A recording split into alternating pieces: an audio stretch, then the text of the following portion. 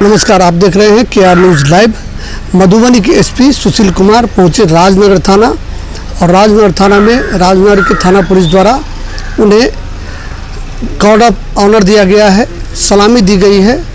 उसके बाद एसपी राजनगर थाना के अन्य कई स्थलों का उन्होंने निरीक्षण किया है। निरीक्षण के बाद मीडिया को संबोधित करते हुए क्या बताते हैं। राजनगर थाना का, जिसमें मैं अभी कर ही रहा हूँ निरीक्षण।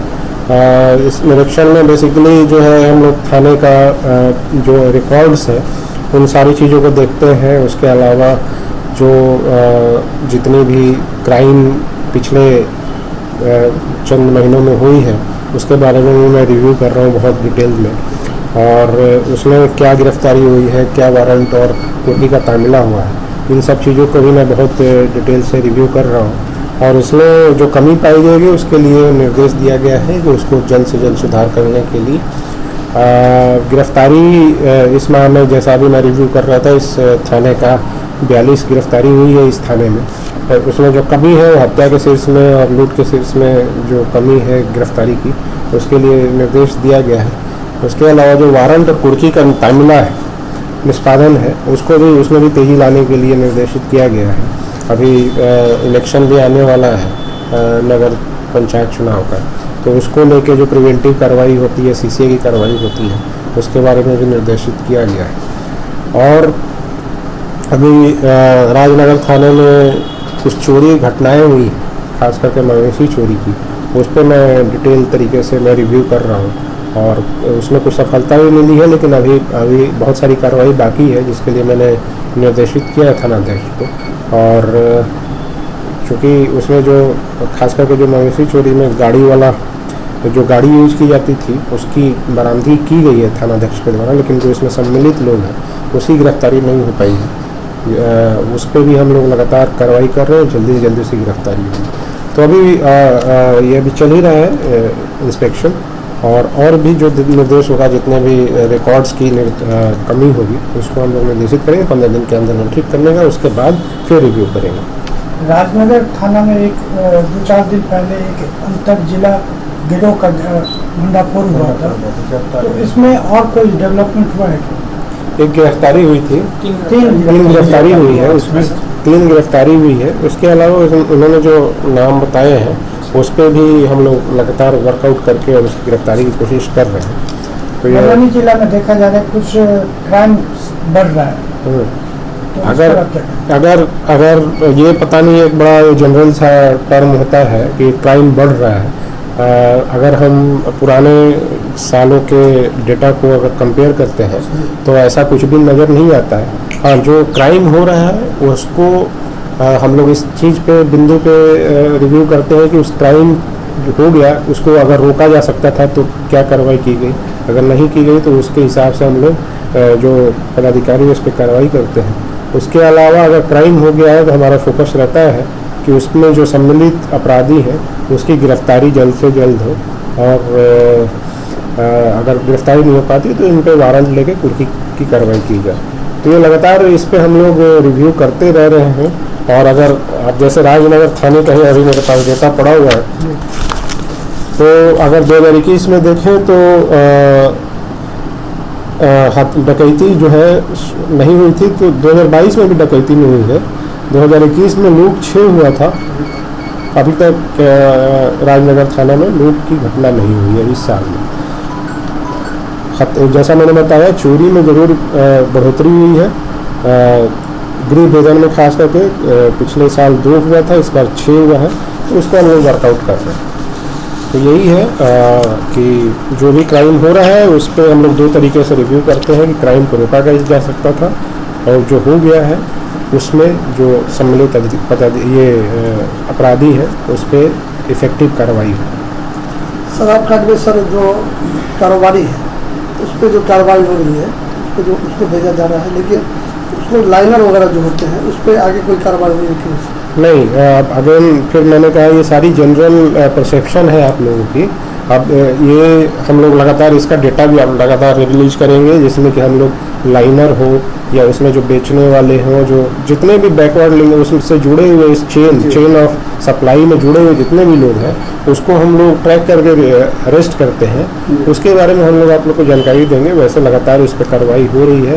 इस धंधे में जो संलिप्त हैं उसका हम लोग इन्वेस्टिगेशन करके और इफेक्टिवली जो है हम लोग गिरफ्तारी कर रहे हैं और आगे भी उस पर वर्कआउट हो रहा है। कुछ बाहर के ज़िलों में और बाहर के स्टेट में भी हम लोगों ने कुर्की का काम किया जाकर, मतलब हरियाणा में जाके कुर्की किया है। तो ये सारी कार्रवाई हो रही है। आपके मधुबनी समय काल में अगर हम पूछे 2 पुलिस की बड़ी उपलब्धि कौन सी होगी? बड़ी उपलब्धि मैं एक चीज़ का तो नहीं बता सकता। हम लोग लगातार, चूँकि ये कंटिन्यूअस प्रोसेस है, ये लगातार होने वाला है, तो हम लोग लगातार यही कोशिश में रहते हैं कि क्राइम को रोका कैसे जाए और उसमें जो पुराने अभियुक्त हैं उनकी ज़्यादा से ज़्यादा गिरफ्तारी हो, और उसके अलावा जो नॉन क्रिमिनल है उस पे हम लोगों ने ज़्यादा फोकस किया हुआ है। जैसे कुछ क्रिमिनल्स हैं जिसमें प्रमोद यादव भी पकड़ा गया था, 50,000 का इनाम हम लोगों, मैंने जब आया था मैं तो यहाँ पे उस पर रखा गया, उसको STF ने दिल्ली से जाकर गिरफ्तार की।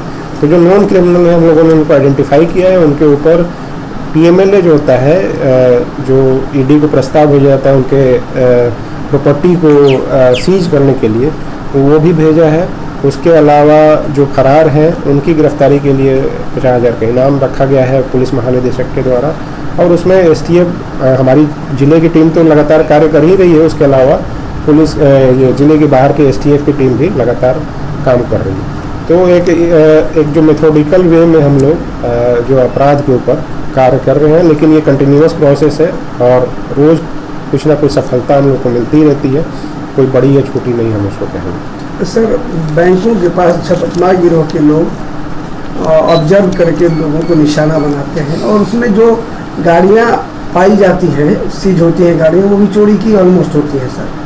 तो और इन चीज़ों से भी वाहन चोरी की घटनाएं होती हैं ज़्यादा, तो उसके लिए भी उस तरफ भी सर का फोकस होना चाहिए, जो एक बेहतर ढंग से वाहन चोरी जो है उस पर कुछ ग्रुप को हम लोगों ने आइडेंटिफाई करके उनकी गिरफ्तारी भी की है और उसमें वाहन की रिकवरी भी की गई है।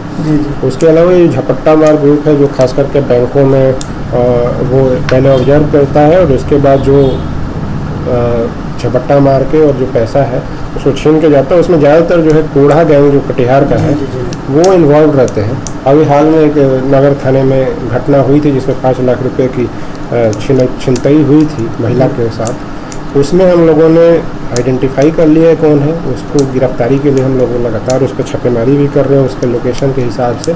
और एक टीम कटिहार भी गई हुई थी कि उनके जितने भी गैंग मेंबर हैं उसकी आइडेंटिफिकेशन के लिए। ये सारी कार्रवाई चल रही है। इससे पहले जो छिनतई ग्रुप में शामिल थे उनकी गिरफ्तारी हुई है। ये काफ़ी दिनों के बाद ये घटना एक हुई थी जिस पर हम लोग काम कर रहे हैं और जल्दी जल्दी गिरफ्तारी होगी। सर, दुर्गा पूजा के मद्देनजर कुछ कहना चाहेंगे?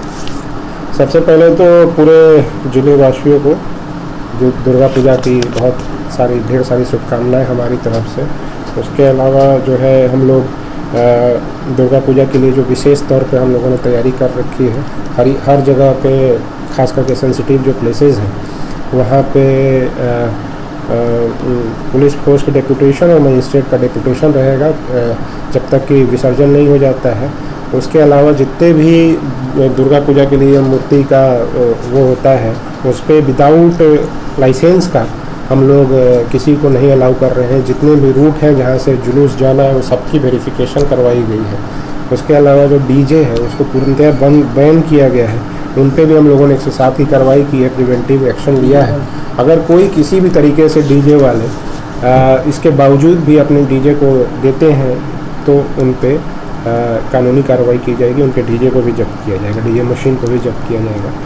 और भी जो हम लोग इंटेलिजेंस के थ्रू जो भी सेंसिटिव प्लेसेस है उस पर भी लगातार नज़र बनाए रखे हुए हैं और बहुत डिटेल्ड तरीके से एक जॉइंट ऑर्डर भी निकाला गया है दुर्गा पूजा को लेके, ताकि शांतिपूर्वक पूजा संपन्न हो, लोग हर्षोल्लास के साथ इसको मना सकें। सर, राजनगर बहुत बड़ा थाना है, 6 सर्कल का थाना है सबको संज्ञान में देना चाहूँगा कि एक बार गौस नगर में घटना घटी थी।